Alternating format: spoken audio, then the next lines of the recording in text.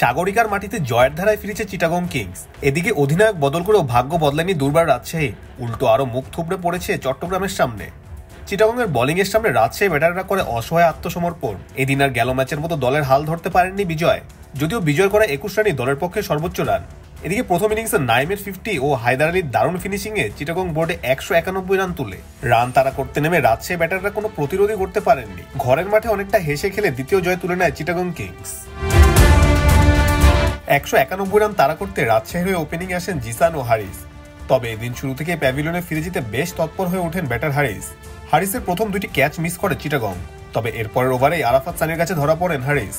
7 বলে 9 রান করে ফিরে যান পাকেই ব্যাটার। এর আগে অবশ্য জিসান আলমকে প্রথম ওভারেই প্যাভিলিয়নের পথ দেখান লঙ্কান পেসার ফার্নান্দো। এরপর এনামুল বিজয় ও ইয়াসির রাব্বির দিকে তাকিয়ে রাজশাহীর ডাগ আউট, কারণ এই দুজনে রয়েছেন রানে, তার উপর বার্ল প্রথম ইনিংসে পড়ে ইনজুরিতে। তাই এই জুটির উপর যে ম্যাচের অনেক কিছু নির্ভর করছে তার বলার অপেক্ষা রাখে না। তবে তৃতীয় ওভারে রাজশাহীর মাথায় হাত, কেননা শরীফুলের দারুণ এক ইনসুইং এ বোল্ড হয়ে বসেন ব্যাটার ইয়াসির রাব্বি। 4 বলে 5 রান করে প্যাভিলিয়নে ফিরে যান ডানহাতি এই ব্যাটার।